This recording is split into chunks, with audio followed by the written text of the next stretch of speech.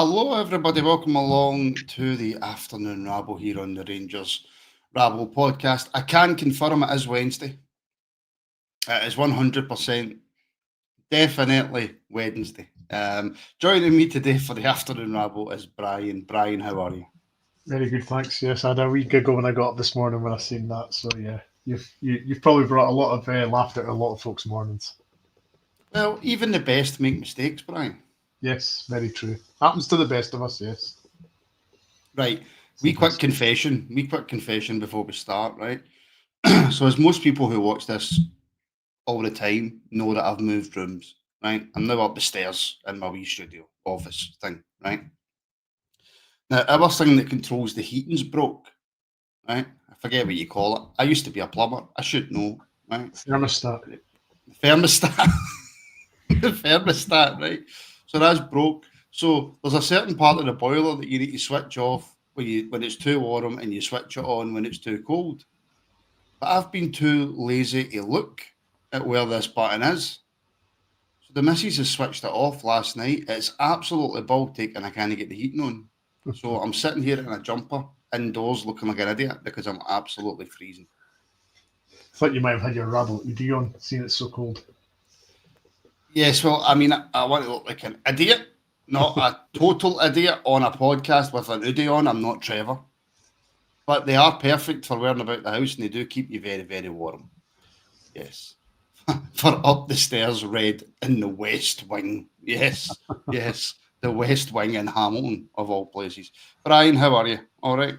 Yeah, good, thanks. Yeah, just I think patiently waiting like everybody else for any crumb of news that's credible. Everybody's guessing, everybody's posturing, but nobody's coming out with anything concrete. So yeah, we're all just waiting on bated breath for the actual news to come through of who's getting the manager's job. Yes, well, before we get into that discussion, Bryan, it's only right that we mention the sad passing of Willie Stevenson, who played for Rangers between 1958 and 1962. So long before most people watching, I would imagine, had a chance to see him. Then made his move to Liverpool, where he spent 5 years there, making 188 appearances. He made 72 appearances in total for Rangers. And regardless of what era it is, Bryan, it's always sad to lose a former player. It is, yes. I think Willie was probably a bit unlucky. He lost by looking, at his career stats. He lost his place to the team to a certain Mr. Jim Baxter. So he was slightly unfortunate, but at the same time, Rangers gained a lot with Jim Baxter, obviously. But yeah, as you say, a sad passing of a former player, never nice, and thoughts go to the family. 100%, absolutely. Do you know, I can take many things, Bryan, right? I get slagged all the time because look at me, right? I would slag me as well, right? But the One Direction quiff. I did see that one, yes. And there's Bryan making mad mental noises while I've got the One Direction quiff on the go. 100%. Well, rest easy, Mr. Stevenson. 100%. Now, again, we've got some fantastic members on here, Bryan, as you would have all seen at the intro, right? But I don't always trust them, Bryan. Right? Mm-hmm. Timothy Sharp, Davide is at Cameron House and his hairdresser has just posted himself arriving. Now, I know that I've got bad hair, right? But I will never trust Tim just because of that hairdo that he's got. I will never ever trust him. But that is the main rumours kicking about. I mean, I heard yesterday, Bryan, like everybody else did. It's not like I hear stuff people don't, but I heard yesterday that Rangers were sending people out to Spain to speak to David, and then I heard, oh no, he's flying in. His dad's saying, he's not coming with me to Brazil. He's speaking with another European club, etc., etc. So all indications, and I have to say indications because really we know nothing, but all indications do lead to Davide Ancelotti being the next Rangers head coach. That's what it certainly points to. As you say, the betting has been heavily on him for the last few days now. Bookies very rarely get it wrong. They've had Ancelotti as the odds-on favourite for a good few days now, and that sort of tends to suggest that that's going to be the next manager. I think this move terrifies me, but excites me at the same time. It excites me in the sense that we're going totally off-piste, in the sense that it's a guy that's never managed here before. We're not going back to a former manager or somebody who's been at the club. But at the same time, as I just said, it terrifies me in the sense that how is he going to cope with Tuesday or Wednesday night at the likes of Fir Park or Dens Park or St Mirren Park in a January night? That's the sort of thing that terrifies me. So it's exciting. For me, it's exciting but terrifying at the same time. Yeah, best comment I've seen yet. There's something about Martin. That's one of my.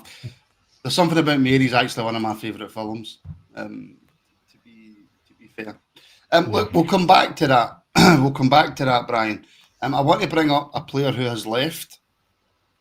I want to bring up a player who I feel that we should have tried to keep, albeit yes, a serious injury. I 100% get it. But when he was on the park, he looked every bit the player that we need moving forward. And that is, of course, Cassa. Casemiro has put out his goodbye message, saying that he gave everything he could for the shot when he could, and he did, to be fair. Cracking player, Brian, that unfortunately had a really bad injury, and somebody who I feel, and it's just my own opinion, I feel that he could have been part of something moving forward with this club. Yes. I think somebody said yesterday on the members pod that players obviously return to their parent clubs after a loan. There's no, so it's not necessarily the end, if you know what I mean. There might be an agreement for him to come back, but he's got to return to his parent club. So that, I don't think it's necessarily completely dead in the sort of, the deal's dead. I wouldn't say that, but it's unfortunate. He's had a couple of really bad injuries now, isn't he? And he's only 22. So, but I mean, he's a Dutch under 21 international as well. So I mean, he's obviously a really good player. He's can play across the back line, which is extremely handy. But again, as folk are saying in the comments, his injury record is not great, and injuries and us go hand in hand. So unfortunately, it's maybe one that we're just going to have to, just say thank you very much and move on, because we don't want to be spending, 7-figure sums on guys with, bad knee injuries consecutive. So it's one of those ones that's unfortunate, but I'm afraid we're going to have to just say no, thank you. Yeah, and James Cameron's more cons than pros with this is Ancelotti. I thought that was with Cassa. So I'll save that. And I'll bring up Paul's comment. Cassa was unlucky with a freak injury. For under 2 million, he's worth it. Tried to get a loan till January with an option to buy then. Kevin Wilson's saying Cassa, no chance. And Stevenson saying we cannot risk signing guys with known injury issues. Yeah. It's killed us in the past. PJ, Cassa, defo talented, just high risk. Not worth the risk then, Brian? Not if it's... No, I mean, if you're spending in the guts of, nearly 2 million, as folk are suggesting, that's a serious outlay on a guy that's had at least 2-3 injuries, bad injuries as well. We can't be... The club have got to start looking at guys that, with a clean bill of health, for example. I appreciate that the likes of Cortez came to us with no previous history. I get that, but when you fully well know this guy has had bad injuries, it's one that you've just got to say, no thanks. We've got, that's one part of our club that we've really got to sort out, is the rehab section as well, and the whole medical team. Because obviously the club doctor's left as well. So, that's a part of the club that needs totally reinvigorated, and signing a guy with that sort of history, for me, really doesn't make much sense. Well, I can understand that argument. I totally get that argument. The flip side to that is that you take the chance. He doesn't get any more injuries, and he becomes the player that I think a lot of us feel he could be, worth a lot of money, sellable asset, and somebody who can help the team. But listen, I completely get the argument. Do you know what I love, Brian? Do you know what I love more than anything else in the world? And I don't know if it's true or not. I hope it is. But number 55 broke and we welcome the chase. A private jet has just landed from Farnborough. It flew into Farnborough from Madrid on the 26th. I so hope that's true, right? But I think that's what I love more about our support than anything else. The lengths that we will go to try and get information. It's so good. Well, it used to be the old taxi job, didn't it? Oh, a taxi driver told me this and told me that, but now it's moved on to planes because you can actually track planes and where they come from and stuff like that. So yeah, the fan base is certainly moving with the times in the sense that we've went from getting information from taxi drivers who've seen guys to tracking planes and where they've come from. So yeah, it's very innovative, but we need concrete evidence, not just hearsay. Well, I mean, there's every chance that it's correct. There's every chance it's right. It's just even if I would love it more if it wasn't. I think I'm that kind of sadomasochistic way that I would just love it if it wasn't right and it was just somebody absolutely making up something like that. It would be brilliant. It's brilliant. I love it. Something I wasn't expecting to talk about, Brian. We're going to come to Barry in a minute as well. But Reece makes a good point. As much as we talk about Tav now and the player that he isn't anymore, I think most of us would agree. If you don't, put it in the comments. But we will need to spend to replace what Tav has brought to this team, Brian. Because whatever you think of him, at one point in the road to the Europa League final, he was a top goal scorer in that competition. He scored well over 100 goals, countless assists. To replace somebody with the kind of numbers that Tav brings you, you're going to have to spend money, Brian. And that's money I'm afraid we don't have, because trying to replace somebody, we're going to have to. We're going to have to replace him, but I think the chances of getting somebody with that sort of output is going to be pretty darn impossible. I think it's quite clear that Tav was a bit of an anomaly as far as a right back was concerned. Masquerading down that right hand side, getting good assists, goals. There's just no chance we can ever replace a right back, as Jim was just saying. There's no way we can get a right back to replace that sort of numbers. It's just totally unrealistic, unfortunately. I'd obviously love it, but it's just not going to happen. So we're going to have to be very innovative and try to find a right back that's close or can maybe get to that, get close somewhere, even half to that numbers would be good, because I think Tav is just incredible with what he'd done. He's just, his numbers were crazy. I mean, the goals he scored, the amount of times he found himself inside the box and stuff like that was crazy. It really was. But no, trying to find a right back to get his numbers is going to be pretty darn near impossible. Are you still using that 12-year-old laptop? Yes, unfortunately. Yeah, it's making some funny noises. So I just want to apologise to everybody listening back on all the audio platforms that has just currently shat themselves. From this candy. Who farted? It was Brian. It's not a plane taking off, honestly. It's not like what I listened back to the members show on Tuesday, man, and it sounded like Wolf had an aeroplane right above him, to be honest with you. But no, look, I take that on board. I take what everybody's saying on board. You're not going to replace Tav's numbers, like you say. That's a freak, but you're still going to have to get a very good right back in there, Brian. And I don't see many coming through the academy. And CGM made the point. I can't find it. I apologise. Oh, no, has Brian forgot about the takeover? We will have money to spend in the summer. Yes, I realise that, but of course we can't just be spending money willy nilly. And to get somebody that's even close, I mean, the pecking order for a right back. If we go after somebody, for example, there's going to be Premiership teams or teams from the continent probably in for that right back before us. So we're going to be extremely way down the pecking order. As far as obviously we'll have money to spend, but we've got a whole defence and goalkeeping situation to sort out as well. It's not just the right back. That's the whole problem for me now. It's the we've only got Suter really at centre half now. I think on the books, is it? Because Balogun's left, Fernandez is left.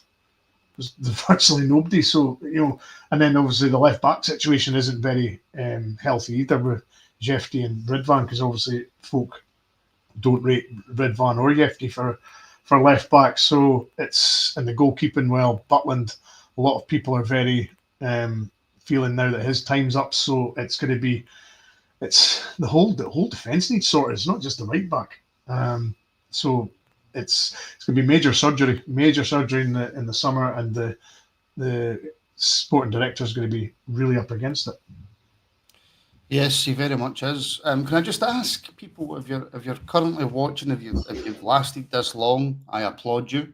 But if you are still here with us, or you're watching back and you're watching on YouTube, please do give us a like, give it a share. Subscribe if you haven't already. The subscribe are flying up somehow. It's definitely not this, right? But the subscribers are flying up. Maybe I'll keep the quiff. Maybe that's what's doing it. But give us a like. Let's get to 100 likes by the end of the show. That would be lovely. That would be very, very nice. Jimbo, I'm assuming he's leaving, so I wasn't counting him. But I'm also for Scotland not counting him as a centre back. So no. I mean, probably a very good player, just not good enough. Not good enough. Just doesn't fit Scotland. And also, Lyndon's saying, I heard the Rabble sent Connor out to Spain, but he got smashed, fell asleep, and missed the meeting. I can confirm that is true, and that is why Connor will never be on the Rabble Mount Rushmore. So yeah, something that actually, Bryan, that we and some really good comments today, and we need them, right? Because news is low, right? Something we've not really spoke about is it. Multiple man saying, is anyone excited to hear the new owner's first press conference and hear their vision? We've spoke about what we want from the new owners as supporters, as of course we would, Bryan. But to multiple man's point there, it's not even something I've thought about their first press conference.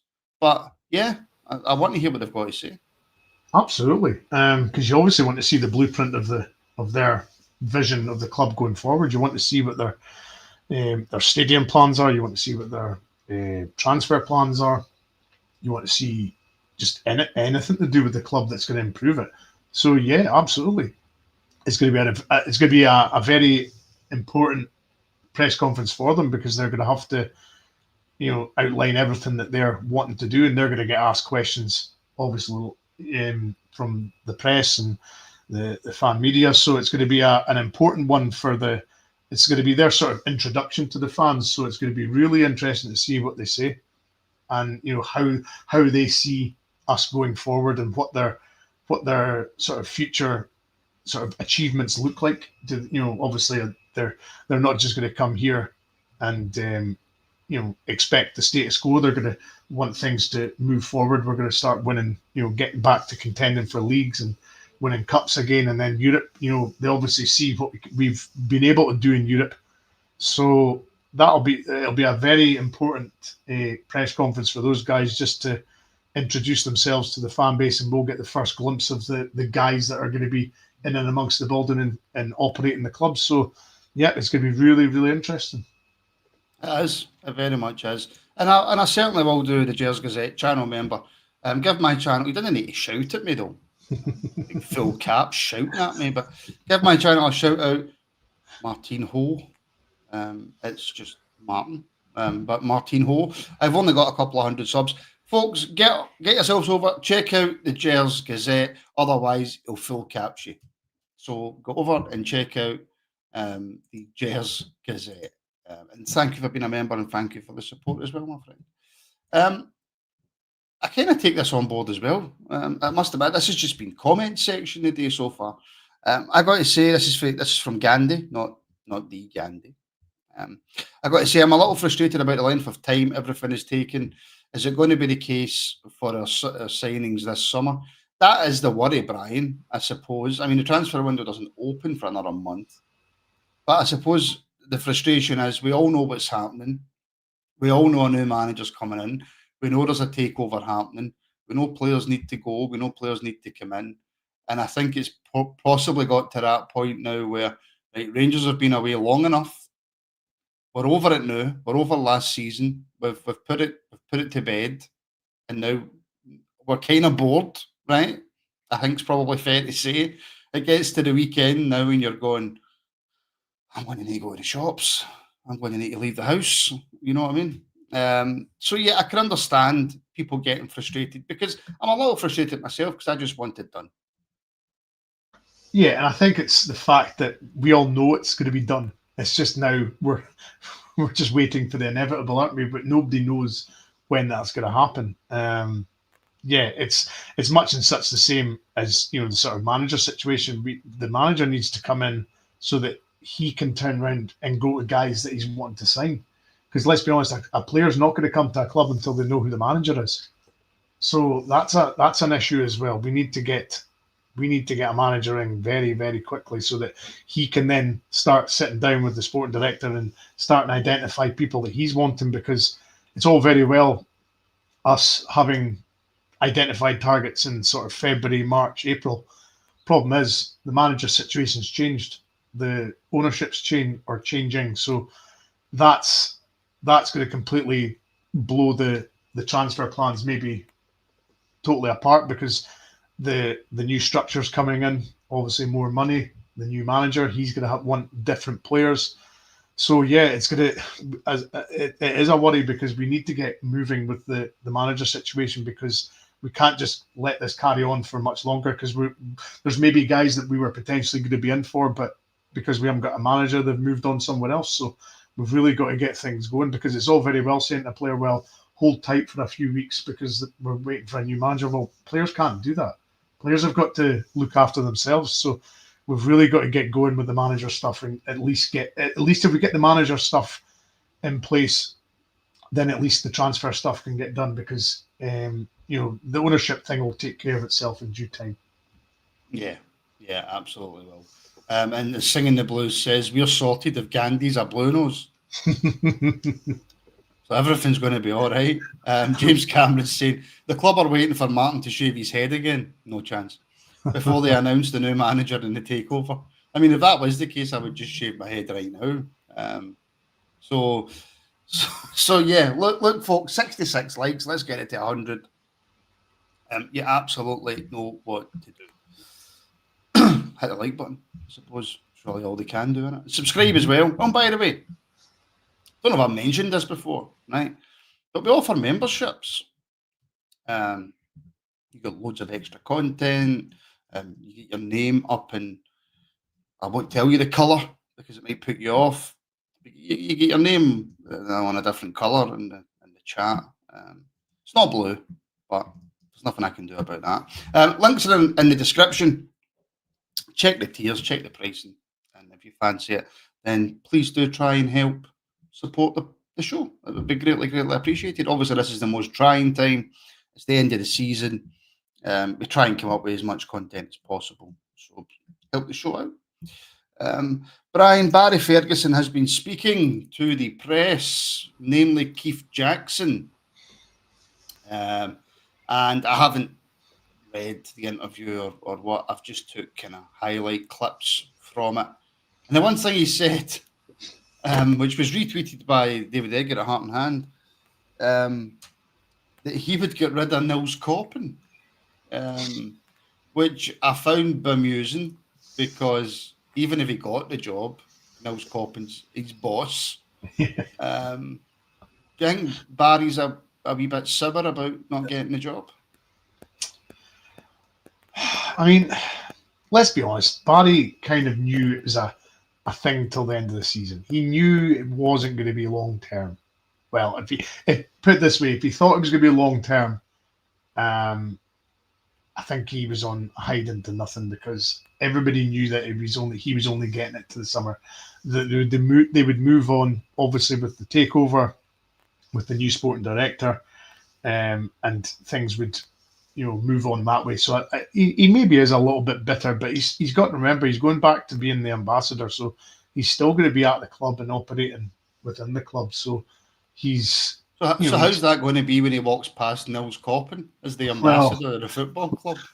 Well, that's going to be the interesting bit, isn't it? Because he said he'll just go back to his old job as the ambassadorial role and do that. So yeah, as you say, I would hate to be in an empty corridor with them two walking past each other if Barry's come out. I mean, let's be honest. Everybody knows that Keith Jackson gets his information that way. So I would hate to think Barry's done that so soon, but at the same time, the only way Keith Jackson gets any info now is that way. So it's disappointing to hear if it is true, but Barry's got to watch. He's just got to keep himself calm, because he's still got to be in the club and working within the club. But this was always the worry with Barry, though. Yeah. And that, by the way, I'm saying that as if it's 100% nailed on true. Actually, the line, right, as Bryan goes for another wee delectable fart there. I don't know why I used the word delectable, but there we go. I used it. Can't take it back now. We're live. But this was always the worry with Barry, that he's got his pals in the media. Is stuff going to get out? And then as soon as he leaves, stuff's coming out. Yeah, unfortunately, it seems to be the go-to, doesn't it? And it's unfortunate that Barry feels the need to do that, because there's no need for him to do that. Everything within the club should be kept in-house. Shouldn't be anything getting leaked. There's no need to, leak stuff like that. It's just nonsense. And that's the part that a lot of the fan base don't like about Barry, is the things he does this, or allegedly does this. So it just goes against him. So it's disappointing, but in the same time, it kind of makes sense that why Barry hasn't got the job, maybe because they don't want to take that chance if he does get the job and then stuff's getting leaked. So it was maybe always the reason that he maybe wasn't going to get the job. We'll finish on a wee bit of fun, shall we? Let's finish on a wee bit of fun from the Gers Gazette. Would you welcome Donald Trump at Ibrox with a "Make Rangers Great Again" cap? Right? Aye. And I don't care what your thoughts are on Trump, right? I'm not even going to give mine, right? Whether you like him, whether you hate him, whether you loathe him, whether you absolutely adore him, think of the commercial opportunities of getting Donald Trump in at Rangers. Just purely think of the commercial opportunities there, Bryan. Think of the worldwide scope that would put on an already worldwide football club if you had Donald Trump sitting in the director's box with a "Make Rangers Great Again" cap. I mean, could you imagine? The meltdown alone would be delicious. I was about to say it would just be mental, wouldn't it? For a club that's widely hated in Scotland already, I think we'd break through the stratosphere with the hate then, because the amount of people that really dislike Trump in this country is unbelievable. So yeah, it would be biblical, put it that way. The meltdown would be unbelievable. You know what you would do after the game? You would take him to Parliament, right, on the way to Glasgow Airport, wouldn't you? You would just go all the way to Edinburgh, drive right past Parliament and go right back to Glasgow Airport. It would just be mental. Yeah, I mean, I really don't see the President of the United States pitching up at Ibrox, but I mean, it would be absolutely mental if he did. It would be brilliant. Well, he would probably be more at Pataudry, wouldn't he? Because his mom was felt that way, wasn't she? She his mum was she's from Stornoway. Was she from Stornoway? Oh. Yes. Well, probably still Aberdeen then, to be honest. Maybe. But you wait for it. As soon as he leaves office, he'll buy Aberdeen. You watch this. Then watch Scottish football go absolutely mental. Right, folks, that will do us for today. Have you seen the wee shorts? I'm putting out shorts every morning now, just to let everybody know exactly what's happening on the channel that day. So tonight at 7 p.m, we've got the Rabble Report with Ian and Stuart. It's the end of season awards show from the Rabble Report. So do tune in and get angry at everything that they're going to say. Why not? As it's ENT 1000 and Stuart, wee Baldy, as we've got a few Ians and a few Stuarts on this show. So yeah, they too, 7 p.m. tonight. It is pre-recorded, but it's still very good. So give it a watch. Bryan, thank you very much. Thank you very much, sir.